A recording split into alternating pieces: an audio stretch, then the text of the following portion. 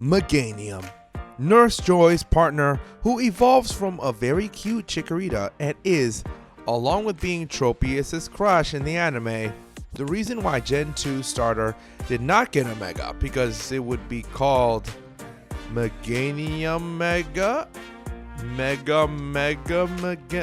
Man. Chikorita definitely managed to acquire quite the decently sized fan base throughout the years with its natural charm. But did it have the power to back that up?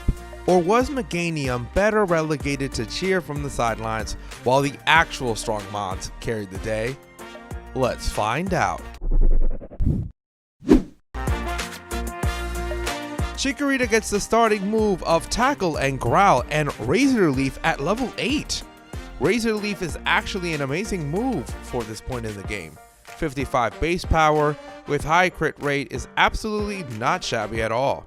However, facing Faulkner's mighty Pidgeotto, the resistant move will fail to carry it as it is being hit by super effective Gust.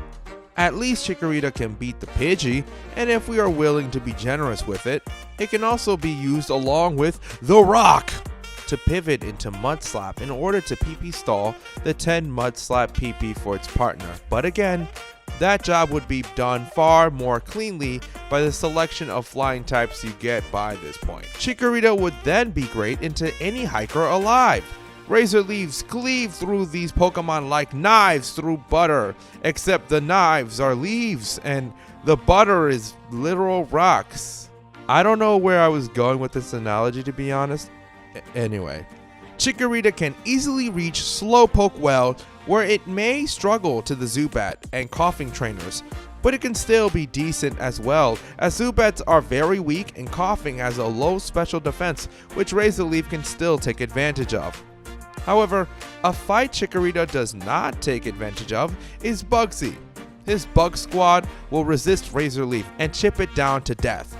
Bayleef can poison Metapod with Poison Powder and bring it down, but Kakuna is immune to poison and double resist Razor Leaf. Over the course of a 1v1, it is very likely to land a poison to Bayleef, which would easily bring it down. And that is not even speaking of Scyther that finds a prime Fury Cutter target in Bayleef, not only killing it, but setting up for the damage of its partner with actually strong Fury Cutters. It could be argued that Bayleef can poison Scyther for its teammates. But then again, Geodude can one-shot it, so I don't know. Moving forward, Whitney allows Bayleef to beat her Clefairy quite easily. Miltank will create a similar situation to Bugsy's Scyther, in which Bayleef will allow the cow to set up strong rollouts before dying to it. Again, it can be poisoned, but the Bayleef trainer will have to play well to take advantage of it. And if this sounds bad, well, the next gym is freaking Morty, which sure is one of the gym badges of Johto. Yeah. Once Morty is done, Bayleef and friends can head on to Cianwood City, home to gym leader Chuck, which actually gives Bayleef a good matchup for once. Bayleef has the stats to brawl with Primeape decently, though it can do even better with being super effective into Poliwrath. Now granted, that Chuck can hack you to the grave with Dynamic Punch, Confusion, and Hypnosis, but Bayleef has quite the chance to shine, especially with a Mint Berry supplement. Next up is the Ice Gym, and despite Ice being super effective into Grass, this is actually the best gym for Bayleef so far. Bayleef can hit every Pokemon for super effective damage and can survive the low base power Ice moves and try to recover with Synthesis. It should always beat Steel and Dugong, but damage the Piloswine. If leveled to 32 and evolved into Meganium, it's gonna sweep the entire gym, so not bad. Against Jasmine, Meganium will have a hard time against the Magnemites, which resist all of its moves and cannot even be poisoned. It will manage to beat them with Synthesis most of the time, but Paralysis and Confusion hurt it a lot. What Meganium can also do is be saved for Steelix, which is a good target for it, thanks to its low special defense and Meganium's good bulk. If one switches around Screech defense drops, Meganium is a good wave to 1v1 Steelix, especially with Synthesis and the bad accuracy on Steelix's moves, as well as its tendency to go for the tactical Sunny Day.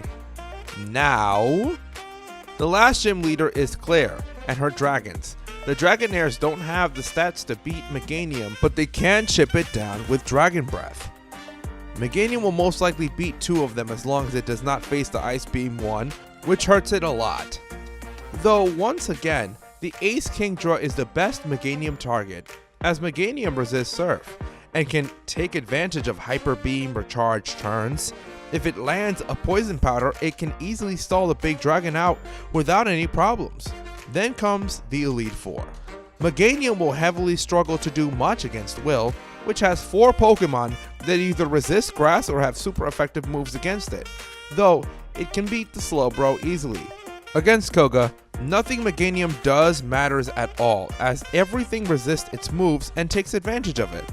Bruno, on the other hand, offers the grassy starter chances by giving it easy targets in Hitmontop, Hitmonchan, and Onix, which it can sweep through, and it can decently brawl with Hitmonlee and most likely 1v1 it, though it'll probably lose to Machamp. Against Karen, Meganium will have the most boring stall fight of all time against Umbreon, which Meganium will win, eventually.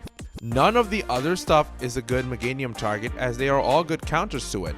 And speaking of Meganium counters, last but definitely not least is Lance, which is kind of like Claire on steroids. Meganium can 1v1 Gyarados for its team, but then it is done. Done! Everything but one Dragonite has super effective moves for it, and everything but Aerodactyl resists grass. A total carnage. Johto is quite geared against grass types, which kinda sucks for our leafy friend.